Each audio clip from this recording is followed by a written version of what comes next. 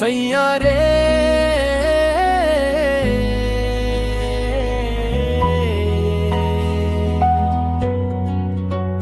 सैया रे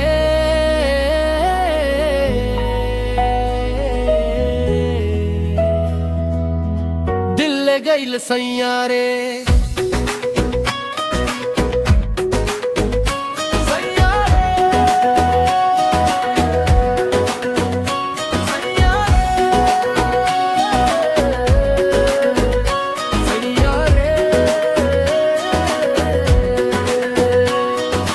हंस के देखे जब तू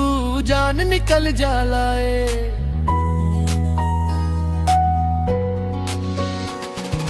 गजरा में आँख जादू करे नहीं नारे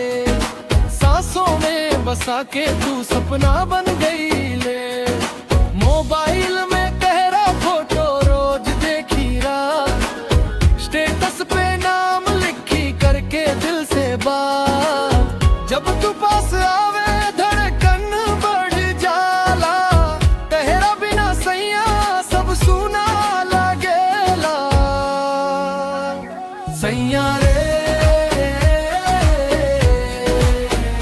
सैया रे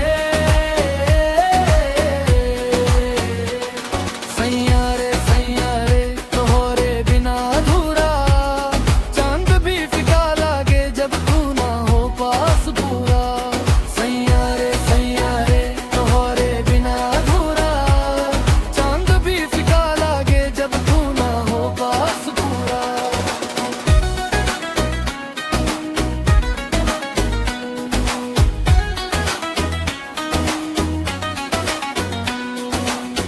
मेकअप में भी तू सादा में कमाल हिजाब हो कि चूनर लागे तू बवाल तू बोले धीरे से दिल का पे सैया तोहरे प्यार में पागल भइल भैया ना चाहिए बंगला ना गाड़ी अपार बस तोहरा हाथ रहे यही सबसे बड़ा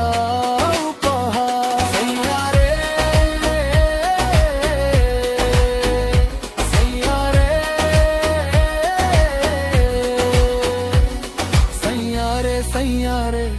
जन्मों का ये नाता तोहरे नाम लिख दी दिल के हर एक बाता सैया रे तोहरे बिना